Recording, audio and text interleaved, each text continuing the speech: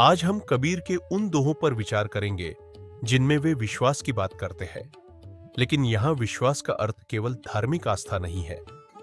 कबीर के यहां विश्वास का मतलब है भीतर का सहारा, मन की स्थिरता और वह भरोसा जो चिंता, भय और बेचैनी को धीरे धीरे हल्का कर देता है।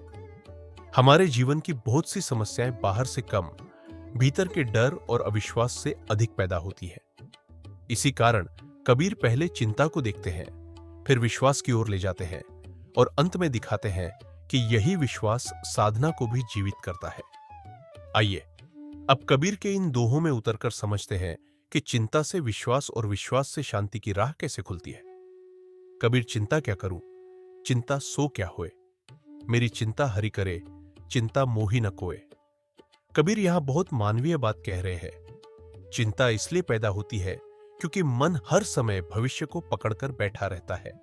क्या होगा, कैसे होगा, अगर बिगड़ गया तो। यही आज भी हर व्यक्ति की समस्या है।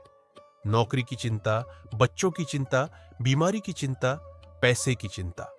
मन हमेशा किसी न किसी अगर में जीता है। कबीर पूछते हैं, चिंता से बदला क्या? क्या चिंता ने कभी समस्या हल की? अक्सर नहीं, उलटे मन और थक जाता है। यही वे कहते हैं, मेरी चिंता हरि करे। अर्थ यह नहीं कि बैठ जाओ, अर्थ यह है जो तुम्हारे हाथ में है वह करो, जो नहीं है उसे लेकर भीतर मत टूटो। यही विश्वास है। और सच कहो, हमारी सबसे बड़ी थकान काम से नहीं, मानसिक बोझ से होती है। कबीर उसी बोझ को हल्का कर रहे हैं।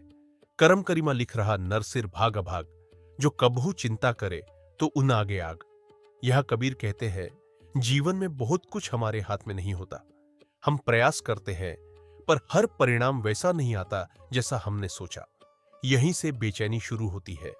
हम चाहते हैं मेहनत भी हमारी चले और परिणाम भी हमारी इच्छा से हो, लेकिन जीवन हमेशा ऐसा नहीं चलता। इसलिए कबीर आग कहते हैं, क्योंकि चिंता भीतर जलाती है। तुमने देखा होगा, कई लोग बाहर से ठीक लगते हैं पर भीतर लगातार जलते रहते हैं। क्यों? क्योंकि वे हर चीज को पकड़कर रखना चाहते हैं। विश्वास यहां सीख देता है, प्रयास करो पर परिणाम से चिपको मत। यही छोड़ना कमजोरी नहीं, परिपक्वता है।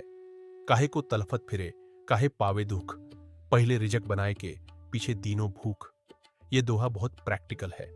मनुष्य की मूल चिंता, जीवन कैसे चलेगा।